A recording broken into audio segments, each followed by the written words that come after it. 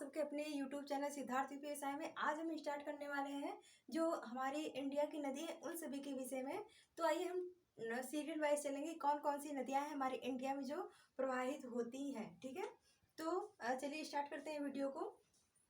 तो जो हमारी नदियां हैं, भारत की नदियां, हमें पढ़ना क्या है, भारत की नदियां। यानी कि हमारे जो इंडिया में नदी है वो दो टाइप्स की होती है। एक वो होती है जो हिमालय से निकलती है और दूसरी वो होती है जो प्रायद्वीपीय नदियां होती हैं। ठीक है, हिमालय नदी किसे कहते हैं, जैसे कि जो हमारी नदियां हिमालय पर्वत से सीधा निकलती हैं उसे हम हिमालय नदी कहते हैं। और प्रायद्वीपीय नदी उन सभी को कहते हैं जो हमारे समतल एरिया से नदियां निकलती हैं, उनको हम प्रायद्वीपीय नदियां कहते हैं। जैसे कि हमारी ये गोमती नदी है, वह एक प्रायद्वीपीय नदी, प्रायद्वीपीय नदी है। और बाकी जो हमारी गंगा नदी हुई और सिंधु नदी हुई, ब्रह्मपुत्र नदी हुई, ये सब हमारी हिमालयी नदियां हैं। ठीक है, तो ये हम जान लेते हैं कि हिमालयी नदियां कौन सी हो गई और प्रायद्वीपीय नदियां कौन सी हो गई। ठीक है, इसको हम समझ लेते हैं। हिमालयी नदियां, ठीक है, हिमालयी नदियां हमारी तीन टाइप की हैं, जिसमें सिंधु नदी तंत्र, ये कौन सी हमारी तीन नदियां आएंगी हिमालयी नदियां में। पहला तो ये है सिंधु नदी तंत्र, जिसके विषय हम लोग डीप में पढ़ेंगे, एक एक नदी के विषय में चर्चा करेंगे। ठीक है, और दूसरी है ब्रह्मपुत्र नदी तंत्र और तीसरी हमारी गंगा नदी तंत्र। ठीक है, तो सबसे पहले हम सिंधु नदी तंत्र के विषय में जानेंगे। ठीक है, तो स्टार्ट करते हैं। जैसे कि हमारी जो सिंधु नदी है वो कहाँ से स्टार्ट हुई है, कहाँ से उसका उद्गम स्थान है और इसका मुहाना कहाँ पे है। ठीक है, जो हमारी सिंधु नदी है, यानी कि सिंधु नदी जो है हमारे ये तिब्बत के, ये एक इंडिया का मैप है, इंडिया का मैप है और इसके जस्ट बगल में ये चाइना वाली पूरा एरिया है और चाइना के मध्य में ही ये तिब्बत वाला स्थान है। तिब्बत के मानसरोवर झील से इस सिंधु नदी का उद्गम हुआ है। ठीक है, यह जो सिंधु नदी है, इसके अलावा पूछा जा सकता है क्वेश्चन कि ये किन तीन देशों से होकर गुजरती है। तो पहला ये एक चाइना से और दूसरा इंडिया से और तीसरा है पाकिस्तान से होकर ये अरब सागर में जाके गिर जाते हैं। ठीक है, तो हम इसकी सहायक नदियों के विषय में भी चर्चा करेंगे। तो आइए जानते हैं कि इसका उद्गम स्थान तो एक तिब्बत के मानसरोवर झील से है और यह लद्दाख, ये पूरा हमारा लद्दाख वाली एरिया है, लद्दाख, ये लद्दाख से होते हुए कश्मीर, ये कश्मीर का एरिया है, कश्मीर, कश्मीर से होते हुए ये पाकिस्तान पीओके क्षेत्र है, पाकिस्तान एरिया से होते हुए ये अरब सागर में जाके गिर जाती हैं। ठीक है, तो इसके अलावा भी और इनकी सहायक नदियां हैं। सहायक नदियां हम किसे कहते हैं, जैसे ये तो एक मुख्य नदी हुई, लेकिन इसके अलावा इनसे छोटी नदियां जो होती हैं उसे हम सहायक नदी के रूप में जानते हैं। ठीक है, जैसे इसका जो उद्गम है वह तिब्बत की मानसरोवर झील से हुआ है। ठीक है, तिब्बत की मानसरोवर झील से हुआ है, लेकिन इसका मुहाना क्या है, मुहाना कहते किसे हैं, जैसे कि ये जहाँ पे जाके मिल जाती है या कहें तो जाके वहीं पे एक दूसरे से मिल जाती है, वही इनका मुहाना हो जाता है। तो इनका जो मुहाना है ये अरब सागर में जाके इनका मुहाना बनता है। ठीक है, और बात कर लेते हैं इनकी जो सहायक नदियां हैं वो कौन कौन सी हैं, तो समझते हैं। ठीक है, एक तो हो गई झेलम, दूसरा चिनाब और तीसरी रावी और चौथी ब्यास, पांचवी सतलुज नदी। इसमें भी एक मुख्य सहायिका के रूप में नदी जानती है, वो कौन सी है, तो चिनाब नदी है। जैसे मैप में देखिए आप, जो ये चिनाब वाली एरिया है, चिनाब नदी का उद्गम स्थान है, यह इन सभी चार नदियों को लेकर आगे जाके सिंधु नदी में मिल जाती है। तो एक सिंधु के बाद दूसरी नदी है हमारी चिनाब नदी, जो कि सहायता के रूप में जानी जाती है। ठीक है, ठीक, यह तीन देशों के होकर बहती है, ये भी कंप्लीट हो गया। और सिंधु नदी चीन के तिब्बत में मानसरोवर झील से निकलकर भारत के लद्दाख में प्रवेश करती है। तो कहाँ प्रवेश करती है, तो भारत के लद्दाख वाली एरिया में देखिए, तिब्बत के मानसरोवर से ये निकली है और लद्दाख में जाके होते हुए कश्मीर से होते हुए पाकिस्तान, पाकिस्तान से होते हुए अरब सागर में जाके गिर जाते हैं। ठीक है, बढ़ते हैं अगली कड़ी की तरफ। सिंधु नदी तंत्र में दो नदियां तिब्बत से आती है, यानी कि जो सिंधु नदी है उसमें जो चारों पांचों नदियां हैं उसमें से दो नदी ऐसी हैं जो कि वहीं तिब्बत के मानसरोवर से निकली है। वो कौन कौन सी है, एक तो अपनी सिंधु नदी है ही और दूसरी है सतलुज नदी। देखिए इस मैप में ये सतलुज नदी भी ये तिब्बत के मानसरोवर से ही निकली है। ठीक है, बढ़ते हैं अगले टॉपिक, अगले पॉइंट की तरफ। सिंधु नदी के तट पर भारत का लेह शहर स्थित है।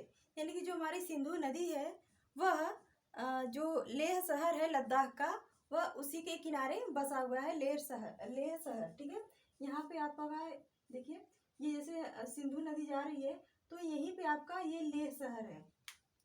कौन सा? तो लेह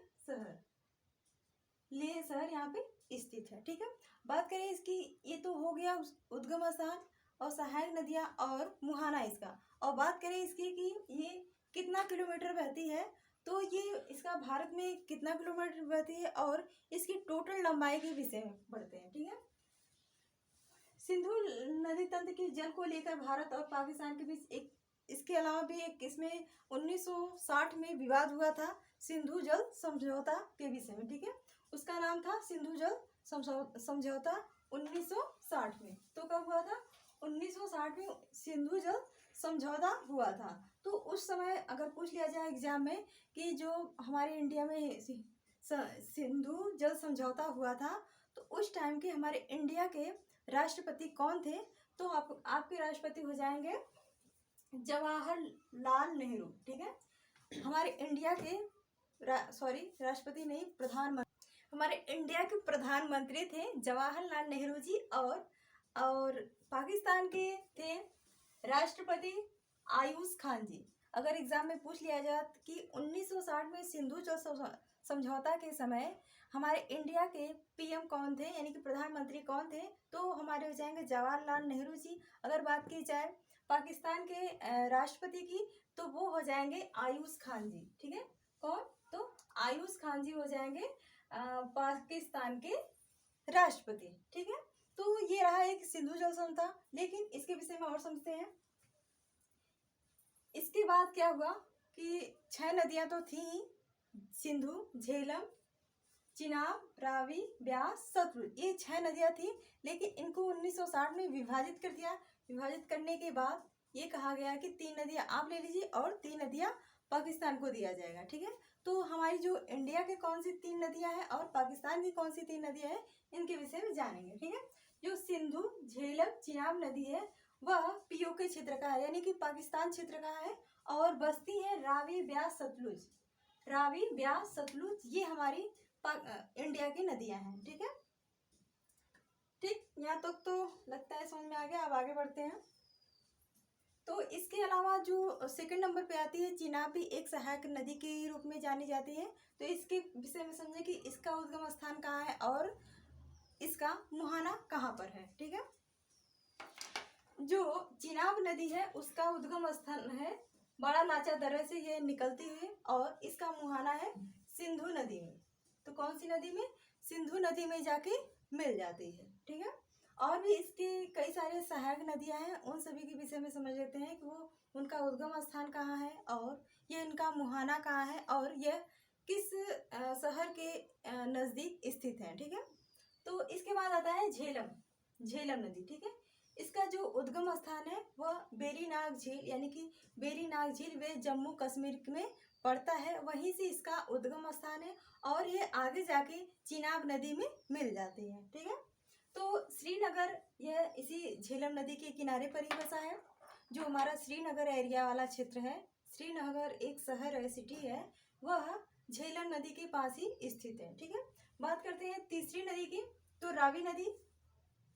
रावी नदी यह रोहतांग दर्रे से निकली है और जाके चिनाब में मिल गई है। यही चिनाब आगे जाके देखिए,